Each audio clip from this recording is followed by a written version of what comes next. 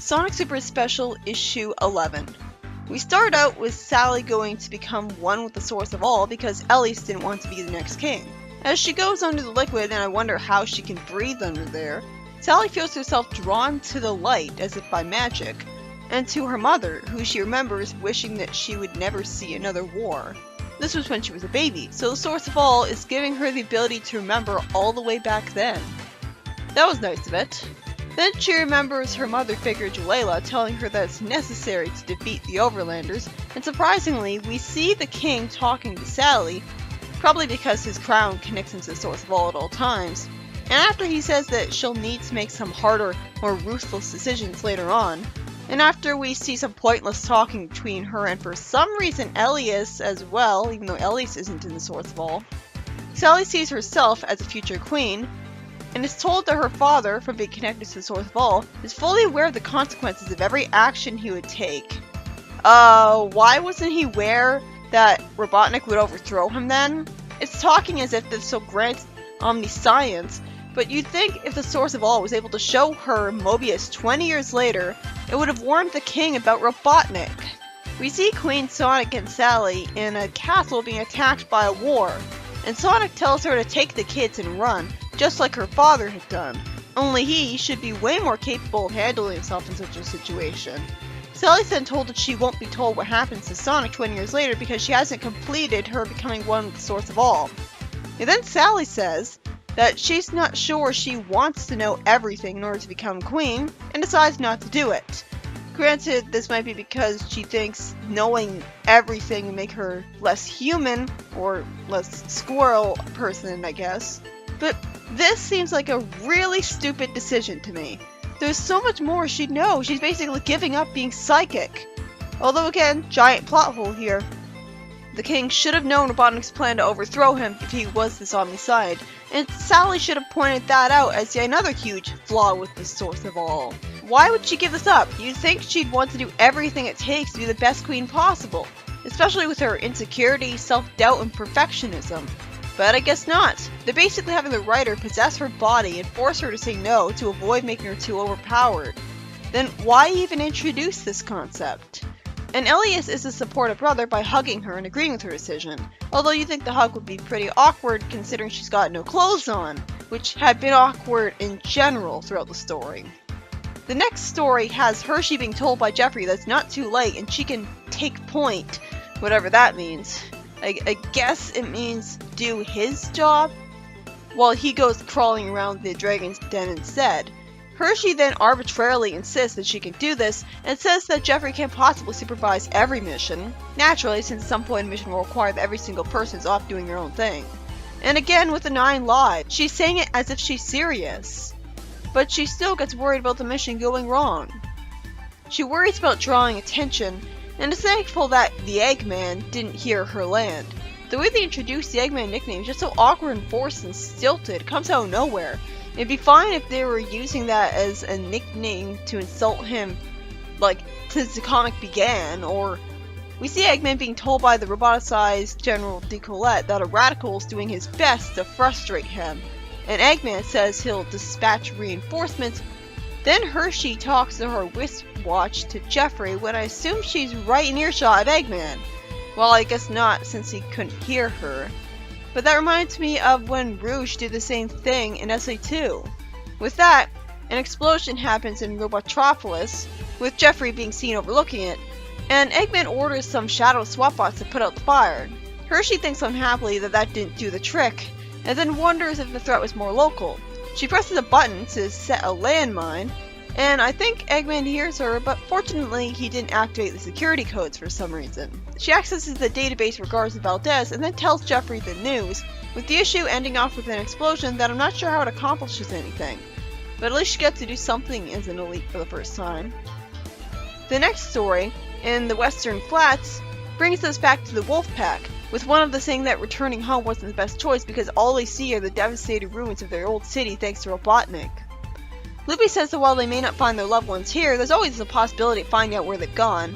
Lupe insists that Lobo would never leave without leaving a sign for her. Is she in denial about him potentially being roboticized? Does she just not know about Eggman being around? Then a missile creates some sleeping gas near the wolf pack, and they wake up seeing Lupe's husband and kids roboticized. And shockingly, Uncle Chuck, who lost his free will, has been made a top villain here, threatening the wolf pack to do what they're told or else the children will be turned into scrap metal. Again shockingly, Lupe gets roboticized, but keeps her free will for long enough to attack some robots and help her friends escape for some reason. But then says that it's getting hard for her to think and she just wants to be with her family again. Well, this is depressing. I gotta say I'm shocked. I then see a symbolic tombstone to Lupe. Wow, you're giving up hope real fast. And I misread hero as nerd multiple times because of the way the font is. Then we see Bunny confusingly unconscious with some doctors tending to her. They say that her life signs are finally stabilizing, but her metabolism is still haywire because her bionics and nervous system are incompatible all of a sudden. And after she collapses carrying something heavy in front of Antoine, the doctors say that all they can do is tell her to rest. What's going on? This comes out of nowhere. Bunny is given some privacy with the doctor, who tells her, while confusingly being confused that this hasn't happened to her earlier, that she has conflicting operating systems. Her bionics no longer work reliably with her central nervous system. Is this because she doesn't have a roboticized brain? This really does feel forced and come out of nowhere. The doctor explains that as her bionics continue to inexplicably deteriorate, with Nate somehow not being able to do anything to help, eventually her bionics will shut down and become toxic to the organic part of her body, which also makes no sense, as if they could be toxic, why weren't they that way before? It's as if Bunny's body was at war with itself, determined to be either all organic or all robotic.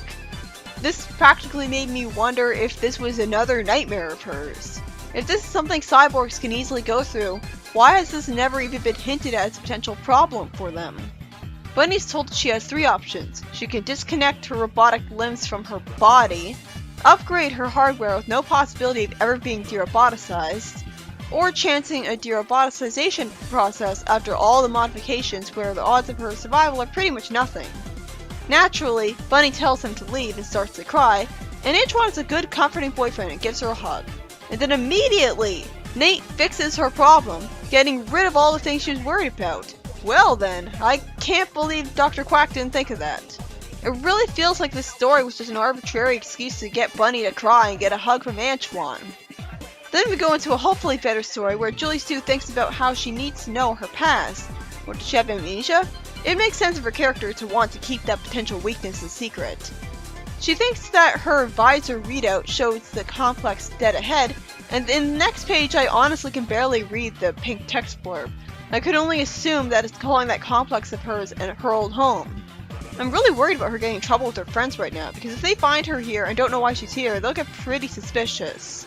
She wonders if this building hasn't been seen by anyone since Knuckles fought Kragok, and hopes she'll find what she's looking for. She sees her room in the living quarters completely trashed, and starts to remember and reminisce about her past in the Dark Legion. I'm really interested in seeing this actually. For some reason, she always felt like Kragok and his second-in-command, Commissar, were constantly watching her. Commissar mentions in the flashback that they'd be better off if her father had simply jettisoned her out of an airlock years ago. Well then, I didn't know she was so unappreciated. Then Julie hears a door sliding open the present day in the armory, where she had once been outfitted with a taser before Knuckles hit the scene.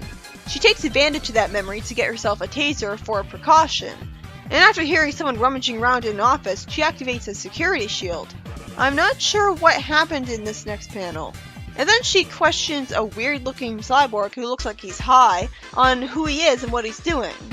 The cyborg, named Simon, says that Kragok kept him from seeing her, and he had known her since she was an infant. Once they had learned that she had returned from wherever, Simon and his wife, I guess, really wanted to see her again. It turns out he's her adoptive father, who she doesn't actually remember. Over 30 years ago, in Dark Legion time, Rex's son Luger took a bride, and she bore him Kragok and Leanda as twins. Wait a minute, didn't the Knuckles comic with Tober in it say that Kragok's father was Rex, not some guy named Luger? Well, this is certainly a retcon. When the children were roughly 8, the portal between the Twilight Cage and the floating island arbitrarily opened up for no reason, but unfortunately the environment would prove inhospitable to Kragok Mother for some reason, giving her a fever which she somehow still died from even after she and everyone else for some reason went back to the Twilight Cage. If a Dark Legionnaire can catch a fatal illness from going out of the Twilight Cage, why hasn't this happened to anyone else? Are the conditions in the Twilight Cage really that different despite still being equally inhabitable? Did she have a really bad immune system? Several years later, Kragok's father recovered from his loss, meeting a woman literally called Mary Sue, but with an I instead of a Y. Unfortunately, Kragok and Leanda, 16 years old by this point, viewed her as a threat to their own ambitions for some weird reason, while showing the natural reaction from a kid to their parents remarrying, which is kind of relatable. Mary and the father of Kragok were Julie Sue's parents. I knew she was related to Kragok. That's why she was allowed to go so long without a black cloak after she got rid of hers, and that's why she sat up front, right next to him in the UFO. I used to think she was Kragok's daughter, but considering she never called him her dad, it does make more sense that they're half-siblings instead. It had broken Simon's heart to see Julie so badly wanting to play with her half-brother and sister only to be shunned and ignored and rejected, because they didn't want her to exist in the first place.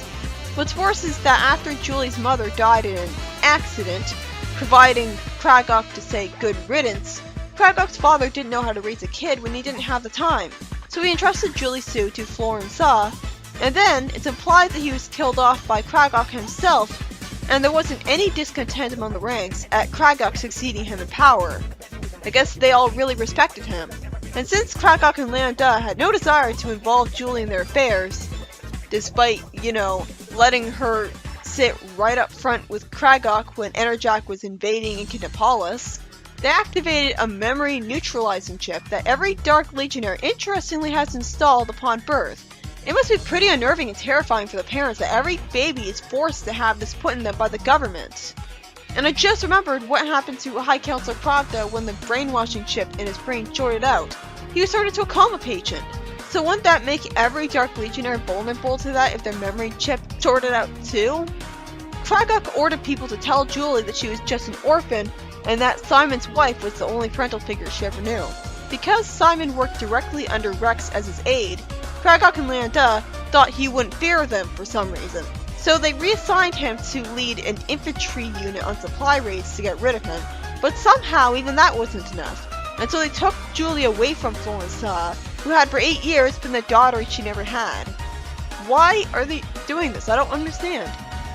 Julie learns that her memory had been erased of that as well, as I wonder how the Dark Legion hasn't erased her memory yet again after she defected if they can just remotely do a mind wipe on her whenever they want. Did someone destroy something to prevent that from ever happening to her again? Simon explains that when they discovered she was alive and well, he came here to gather evidence for her benefit. What evidence? I don't understand. Julie says that if he really was with the Legion, he would have known that she was always around, and Simon explains that shortly after they'd taken her, the portal opened again. That's when he made the decision to take his wife and settle on the floating island. With that, Julie happily decides to go home to see his wife, finally giving herself some parents. Well, this certainly was a lot of exposition. I thought we'd get an actual story about her doing stuff in the Dark Legion. But it's nice to see her backstory.